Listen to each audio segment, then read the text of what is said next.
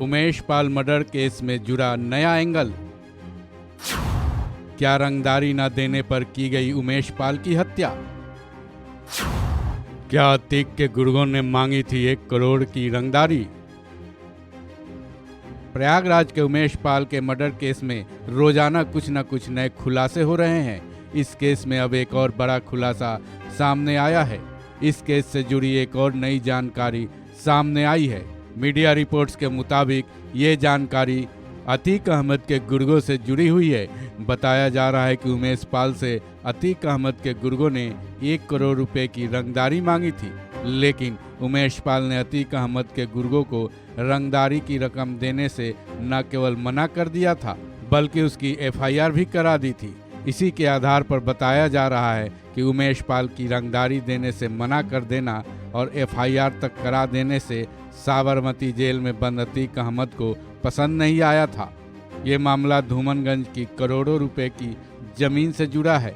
Media reports के मुताबिक इसी जमीन के बदले अतीक अहमद के गुर्गों ने उमेश पाल से रंगदारी मांगी थी, जिसके बाद पिछले साल 24 अगस्त को उमेश पाल ने धूमनगंज थाने में अतीक के 5 गुर्गों के खिलाफ केस दर्ज करवाया था।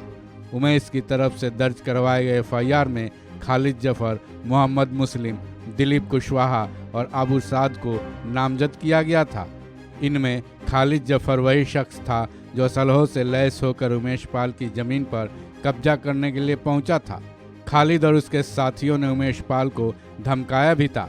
बताया जा रहा है कि उमेश पाल को अतीक के गुर्गों ने पिछले साल ही रंगदारी की मांग की थी और कहा था कि अतीक भाई का आदेश है कि पहले 1 करोड़ रुपए दे दो, ये पैसे नहीं दिए तो इस जमीन को भूल जाओ।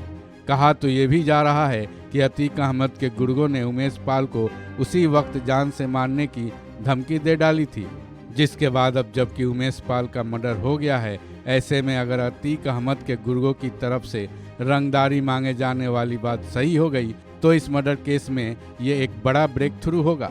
बहरहाल उमेश पाल मर्डर केस में UPSTF की प्रयागराज यूनिट इस केस से जुड़े हर एंगल को खंगाल रही है। ये यूनिट अतीक अहमद के गुर्गों के साथ साथ उमेश पाल की पुरानी रंजिश के आरोपियों को भी खंगाल रही है।